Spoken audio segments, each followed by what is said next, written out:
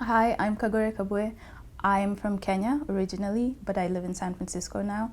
I have darkly pigmented skin and I lived in an area that had a high prevalence for sickle cell anemia. First of all, Kenya is in East Africa and it's right under the Horn of Africa, so under Somalia and above Tanzania.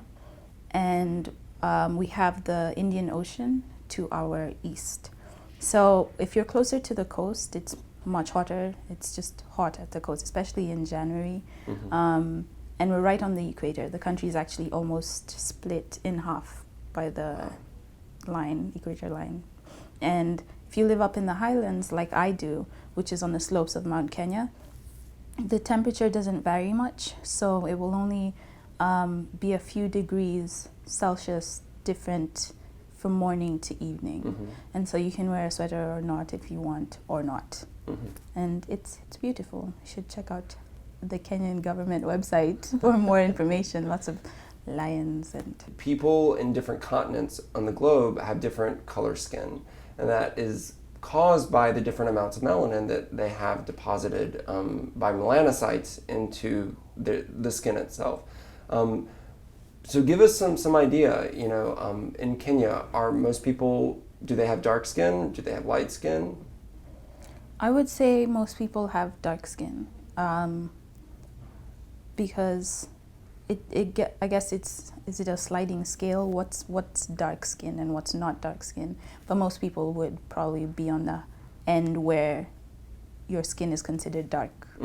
I had the advantage or disadvantage of going to an international school when I was younger. And so there were a lot of Europeans or people who were of both European and African descent. And so I don't know when I first realized the difference. I don't remember, except maybe when I came here and the absolute opposite was happening, where I was suddenly the minority, whereas where I grew up, people with lighter skin, pigmentation were the minority. And so I don't know, I think that was my first time to actually, realize, is when I moved here in 2008, that, oh my goodness, this plane is full of people who do not look like me. Skin color is such an easy trait for people to latch onto, Right. They associate lots of other things with it. And historically, I think this is, Right. it's always been true. Do you think that, in general, and you can speak from your perspective growing up in Kenya or even from your experience in San Francisco, do you think, your generation or the current generation's perspective on skin color is different from past generations in a better or worse way?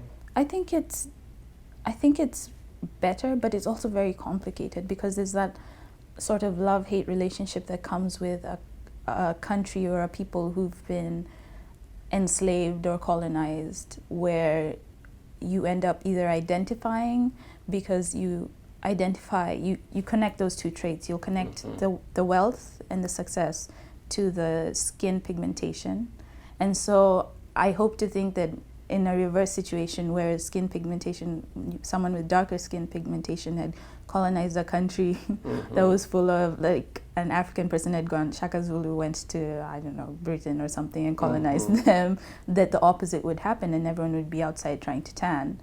And I don't know if that would happen, but I like to think that that's how this is broken down. It's not because one is better or worse than the other. It's just historically there has been a correlation or a connection between these two, and so people tend to identify one with success and one with failure. It just so happens that that's how it went down at this period in history. I really like that thought experiment. That's a really good thought experiment to do. Right. Do you think of skin color, skin pigmentation as a positive or negative trait in any way? I think skin color can have positives. I don't think of it as negative or positive specifically, but I do know that when I go out in the sun, I have the advantage of not burning, or I know that I'm less likely to get skin cancer than someone with lighter skin pigmentation. But on the other side, I do know that you do need the sun in order for your body to produce vitamin D. And in that case, if you have a higher skin, you have darker skin pigmentation, then you're more likely to not have the ability to produce enough vitamin D.